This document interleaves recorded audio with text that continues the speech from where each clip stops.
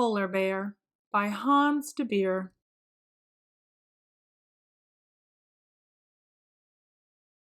It was a big day for Lars.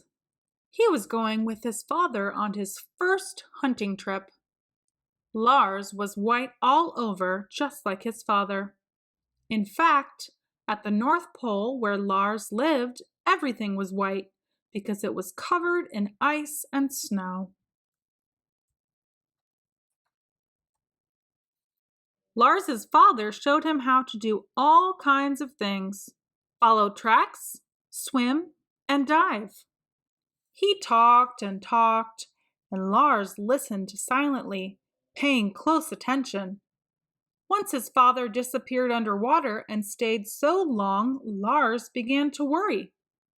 But when his father finally reappeared, he had a big fish for supper. When it was time to go to sleep, Lars's father said, "Make a big pile of snow to protect yourself from the wind, like I do." Lars was very proud of his pile, but also very tired. He quickly fell asleep, just like his father. But during the night, the ice began to crack.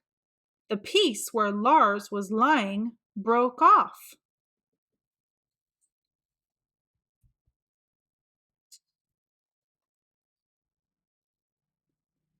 When Lars woke up, it was morning. He was all alone in the middle of the sea. It was getting warmer and warmer, and the piece of ice and Lars's pile of snow were getting smaller and smaller. When the ice was almost completely melted, Lars saw a big barrel drifting by. Luckily, Lars was able to reach the barrel and climb on top of it. Then a storm began to rage. As Lars clung to his bobbing barrel, he missed his father and his pile of snow more and more. After the storm, Lars drifted on the sea for a long time. At last he saw land, but could not see any snow or ice. Almost everything was green, and the sun was very warm. Lars carefully slid off the barrel and stepped onto the beach.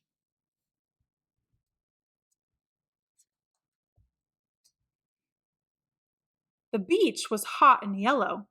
It burned Lars's paws.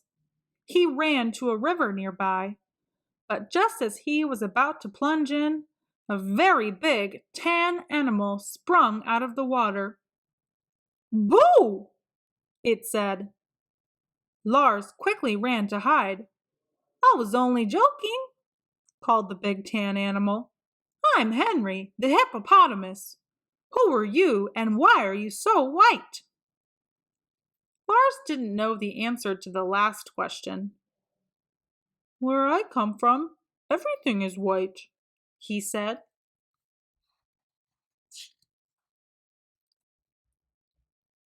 He told Henry about his long journey and asked him how he could get back to his father. Henry listened sympathetically, but he seemed confused. He wiggled his ears and squirmed, and finally said, "The only one who can help you is Marcus, the eagle. He has traveled all over the world. He will know where you come from and how you can get back there. But we'll have to cross the river, go through the jungle, and climb the mountains to reach him."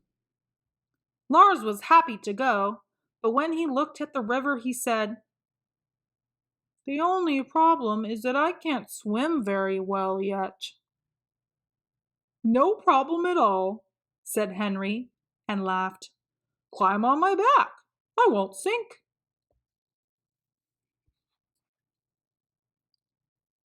Lars was astonished by all the things he saw in the jungle.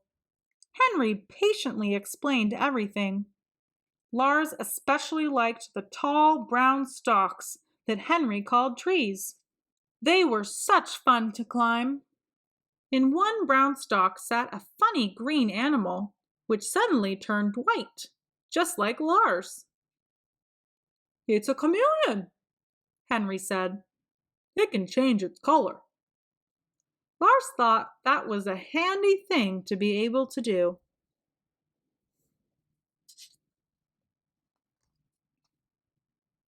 At the edge of the jungle, the mountains began. It was a bit cooler and Lars felt more comfortable. Henry found climbing difficult, but Lars helped by telling him where to step. After a while, Henry was exhausted.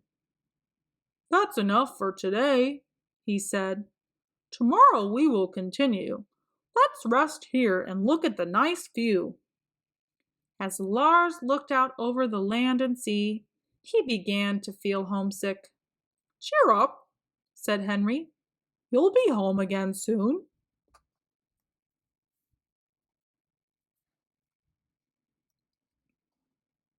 The next day they climbed higher. Henry had to stop often to catch his breath. But at last he called, "Here comes Marcus!" as a huge bird swooped down near Lars. Lars ducked. "Don't be afraid," said Henry. "Marcus seems gruff, but he's really quite friendly." Henry said good morning to Marcus and politely explained why they had come. The eagle looked at Lars and then said, "Well, well, a polar bear in the tropics. You're a long way from home, aren't you, young man? Fortunately, I can arrange your passage back. Tomorrow morning I will have Samson fetch you from the beach." "Thank you very much, sir," said Lars shyly.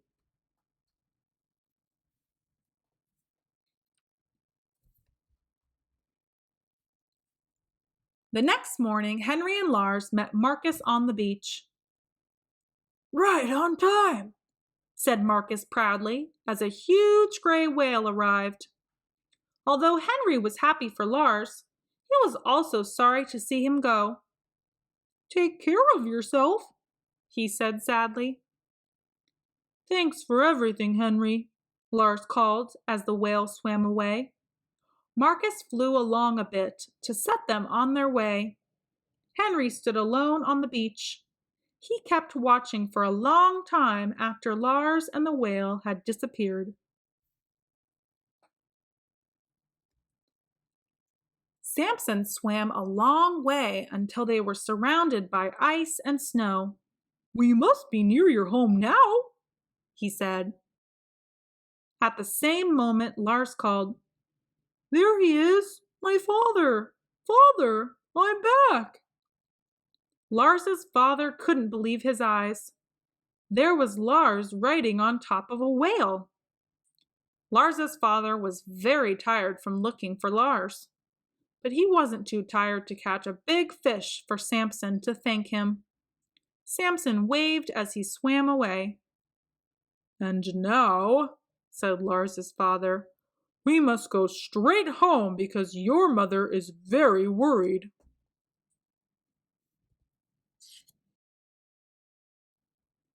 On the way home, Lars rode on his father's back. Everything was white, and he was surrounded by snow and ice. But this time, Lars talked and talked while his father was silent.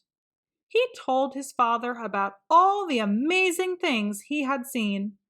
Henry, the tall brown stalks, Marcus, and much more. "You didn't meet anyone who was white?" asked his father in surprise.